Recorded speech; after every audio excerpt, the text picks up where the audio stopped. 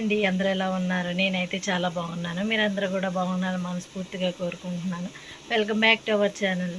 ఈరోజు వీడియో ఏంటంటే మేమైతే వైజాగ్ వెళ్తున్నాము. ఇప్పుడు రెడీ అవ్వాలి. దేనికోసం వెళ్తున్నాము, ఎందుకు వెళ్తున్నాము అనేది ఫుల్ వీడియో చూసేయండి, మీకే అర్థమవుతుంది. మన ఛానల్ని ఎవరైనా కొత్తగా చూస్తే కనుక ప్లీజ్ సబ్స్క్రైబ్ చేసుకోండి, లైక్ చేయండి, కామెంట్ కూడా చేయండి. అయితే బస్కి టైం అయిపోతుంది. నేనైతే రెడీ అయిపోవాలి. ఇక్కడ మా అమ్మాయి మా అబ్బాయి కూడా రెడీ అవుతున్నారు. ఇక్కడ వచ్చేసి నేనైతే లగేజ్ ప్యాక్ చేస్తున్నాను. ఈ సూట్ కేసు మొత్తం మా అబ్బాయి బట్టలే సర్దుతున్నాను, ఎందుకంటే ఈ ట్రిప్ మా అబ్బాయి కోసమే కాబట్టి. బట్టలు అయితే ఇదివరకే సర్దాలి, కానీ సూట్ కేసు నిలబెట్టేటప్పుడు మొత్తం ఒక దగ్గరికి వచ్చేస్తాయని ఇక ప్రయాణం అయ్యే ముందే సర్దుతున్నాను. ఈ ట్రిప్ వచ్చేసి మా అబ్బాయి కోసం అని ఎందుకు అన్నాను అంటే, మా అబ్బాయికి వైజాగ్ కాలేజీలో అయితే ఫ్రీ సీట్ అయితే వచ్చింది బీటెక్కి సంబంధించి. ఇక అందుకని తను అక్కడ జాయిన్ చేయడానికి అని చెప్పి మేము వెళ్తున్నాము. ఇక ఎలాగో సెలవులే కదా అని చెప్పి 2 రోజుల ట్రిప్ కూడా వేద్దామని వెళ్తున్నాము. ఇక్కడ వచ్చేసి మా అబ్బాయి లగేజీ మొత్తం ప్యాక్ చేసేసాము. తర్వాత మా లగేజీ కూడా ప్యాక్ చేసేసుకున్నాము. ఇక మా ఇంటికాడ నుంచి వైజాగ్కి బస్ అయితే ఉంది. ఇక అందుకని ఆ బస్కే టికెట్లు అయితే బుక్ చేసేసుకున్నాము. ఇక ట్రైన్ అంటే మళ్ళీ 1 అవర్ ఇక్కడి నుంచి ట్రావెల్ చేసిన తర్వాత రైల్వే స్టేషన్కి వెళ్ళి అప్పుడు ఎక్కాలి ట్రైను. ఇక ఇవన్నీ ఎందుకులే అని చెప్పి బస్కి అయితే వెళ్ళిపోతున్నాము. ఇక లగేజీ మొత్తం ప్యాక్ చేసేసిన తర్వాత మేము కూడా రెడీ అయిపోయి బస్ స్టాండ్కి అయితే వెళ్ళిపోయాము. ఇక నైట్ కదా, వీడియో తీసిన చీకట్లో కనపడదని ఇక మేమైతే వీడియో తీయలేదు.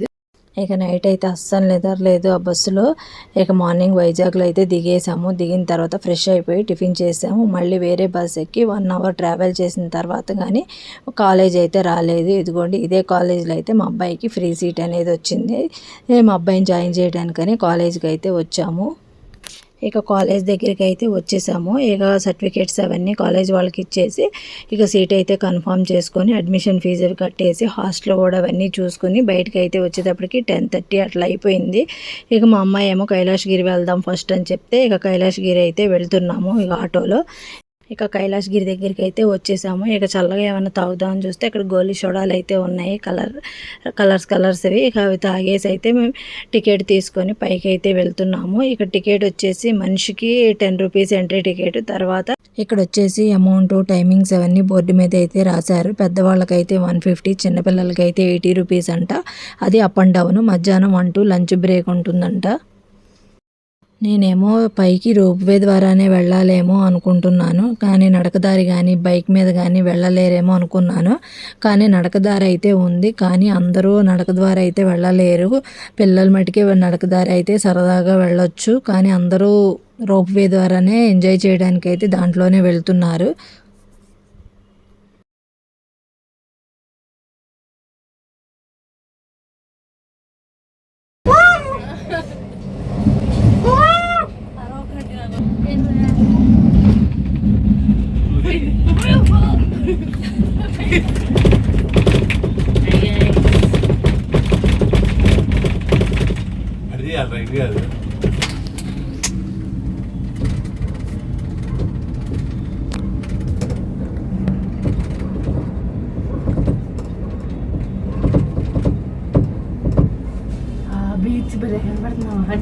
వెనక్కి చూడు, ఇదే ఎంజాయ్ చేయాల్సింది.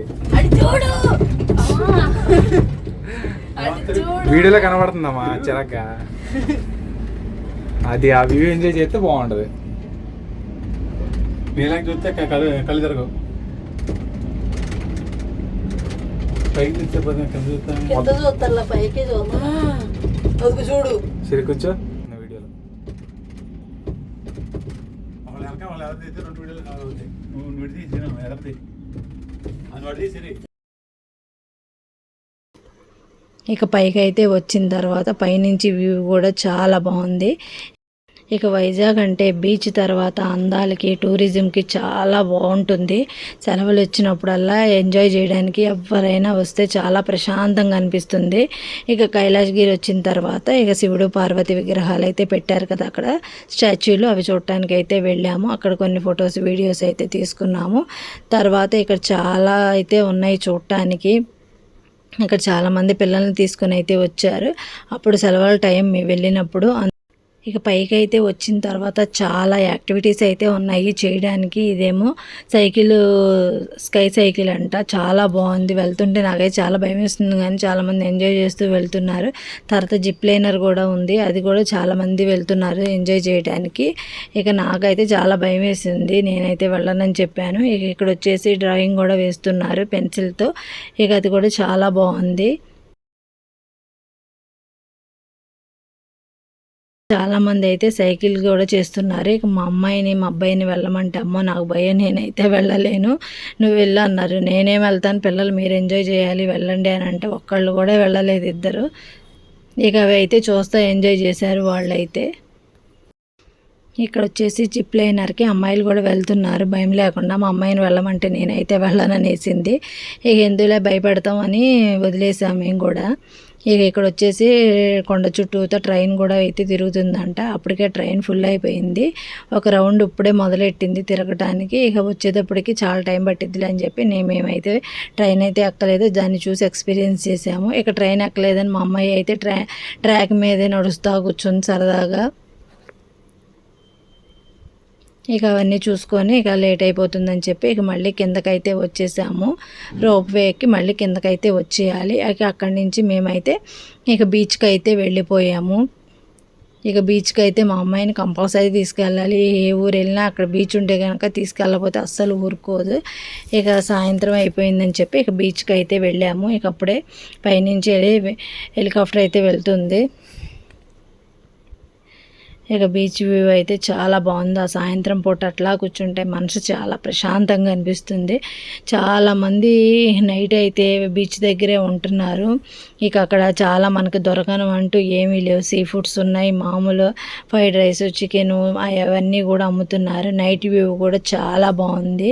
కానీ మేమైతే 2 days ట్రిప్ అనుకొని వచ్చాము, కానీ ఉండలేకపోయాము. ఇక నైట్ అయితే బస్ అయితే ఉంది. ఇక బస్కి అయితే వెళ్ళిపోదామని చెప్పి ఇక మా అమ్మాయి నేను ఫ్రెష్ అవుతానంటే ఇక తను ఫ్రెష్ అయిపోయిన తర్వాత ఇక బస్ అయితే ఎక్కి బస్ స్టాండ్కి అయితే వెళ్ళిపోయాము. ఇదండి ఈ వీడియో కనుక మీకు నచ్చినట్టయితే లైక్ చేయండి, కామెంట్ చేయండి, కొంచెం సబ్స్క్రైబ్ కూడా చేసుకోండి. బాయ్, మళ్ళీ మరొక వీడియోతో కలుద్దాం.